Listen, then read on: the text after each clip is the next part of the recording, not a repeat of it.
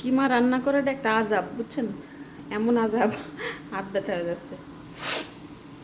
কিমা যখনই চুলায় দিবেন একেবারে জমাট বেঁধে যায়, সেইটাকে আবার এইরকম কুস্তি লড়া লাগে, কুস্তি লড়া লাগে, বুঝছেন?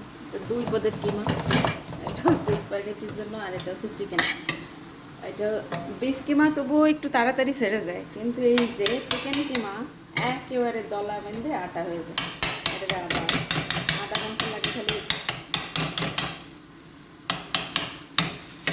আধা ঘন্টার বেশি লাগে খালি এর আবার কুটতে কুটতে কিমা বানায়। মুসিবত।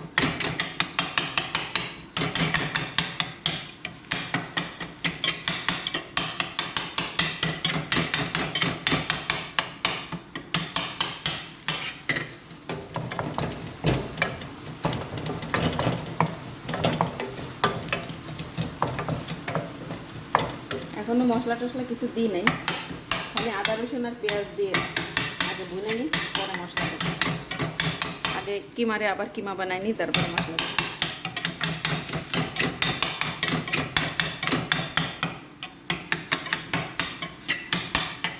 হাত ব্যথা হয়ে যাচ্ছে, এমনিতে আমার এই হাতটা ভাঙ্গা, আর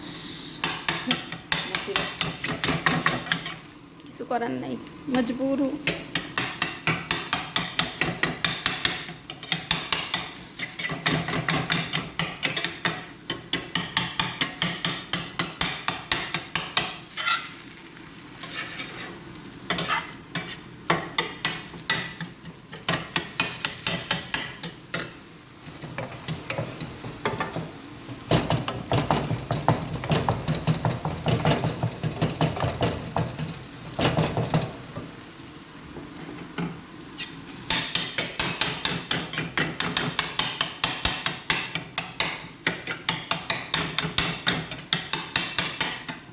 বাই, আমি কিমা করতে থাকি।